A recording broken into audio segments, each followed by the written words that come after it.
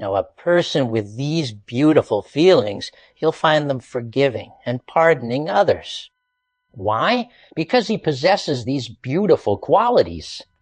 And if you pardon and overlook and forgive, then indeed Allah is forgiving and merciful. Why? Because he pities them. Now, if anyone makes a mistake, whether his wife, his children, or someone else, he shows them mercy, as they have not yet become pure. He wishes good for him. He wishes good for him, just as he wishes it for himself. So he pardons him out of mercy. He forgives him out of mercy. And if you pardon and overlook and forgive, then indeed Allah is forgiving and merciful. Rather, these people, Allah, may He be glorified and exalted, describes as not walking in the earth. These ones are on the earth, and the servants of the most merciful, notice, the most merciful, are those who possess the attributes and effects of perfection.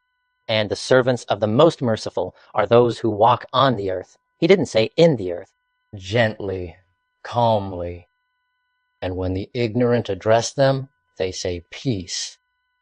This ignorant person who unleashes his negative feelings won't leave his presence without experiencing a beautiful moment of peace as a result of his connection to him, meaning his positive feelings overcame the negative feelings of this poor ignorant person. Rather, they reach a point where their positive feelings turn their enemy into a friend. It turns their enemy into a friend. You find someone from afar, for example, saying, I am an enemy to so-and-so. As soon as he gets close to his personality, he enters his field of positive feeling. All of that is gone. All of that is gone. Why? Because he fell under the influence of the field of positive feeling, And now with Wi-Fi, we understand these meanings. A person comes in, he checks his phone, and it shows there's Wi-Fi here. There's Wi-Fi. Positive feelings also have a field. There is a field, and the more a person ascends, the bigger this field becomes. Allah knows where one is, even if they are just lying down, just leaning back like this with his positive feelings activated. Allah knows. You find someone crossing the street, he tells you, brother, I passed by so-and-so's place yesterday and felt a strange sense of peace. I don't know the reason.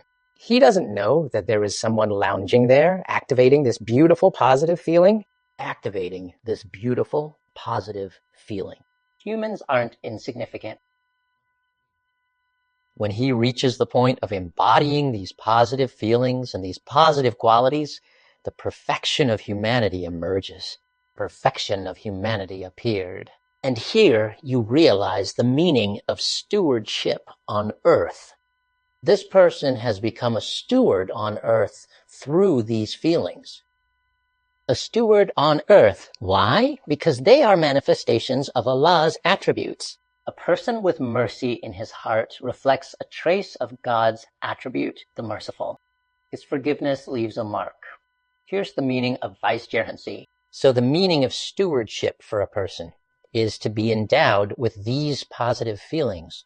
Therefore, if you recall, notice now, first, get rid of negative feelings and adopt positive feelings in dealing with others. Now imagine someone dealing with Allah with these positive feelings.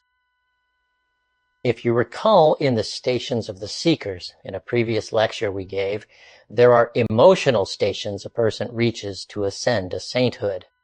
We won't repeat it in detail because we mentioned it in a lecture we titled The Stations of the Seekers. The very first emotional station was fear. Fear is a feeling, but fear of whom? Fear of Allah. Fear of Allah is a positive feeling, not a negative one. Why positive?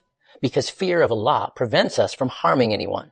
It prevents us from taking anyone's rights. Among the emotional stations in dealing with Allah, glory be to Him, is the station of awe. So, notice, we said fear is the first station. With this fear, a person will surely refrain from harming or transgressing against others. Now, awe is an internal matter. It means the person no longer thinks negative thoughts. He doesn't hold negative feelings toward anyone because he fears God.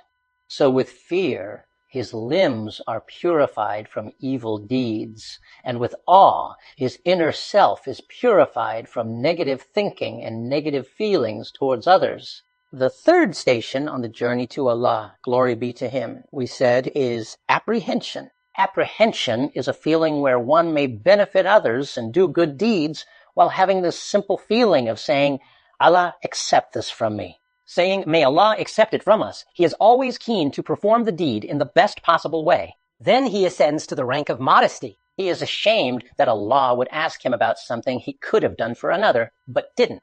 I mean, it's true that he won't punish you, for example, when Allah admonishes him and says, I was hungry and you did not feed me, meaning that someone was hungry and you could have fed him. If you had fed him, you would have fed me. Here, modesty means feeling ashamed that God would rebuke them. So if they achieve this modesty, they move to the stage of contentment. They are content with Allah's law, content with Allah's decrees, and content with Allah's actions. They have achieved contentment, and by virtue of achieving this contentment, the declaration of love is issued to them.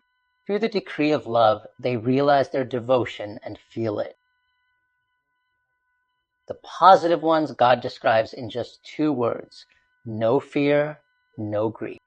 So I ask Allah to make me, you, and the listeners among those upon whom there is no fear, nor shall they grieve. Ameen.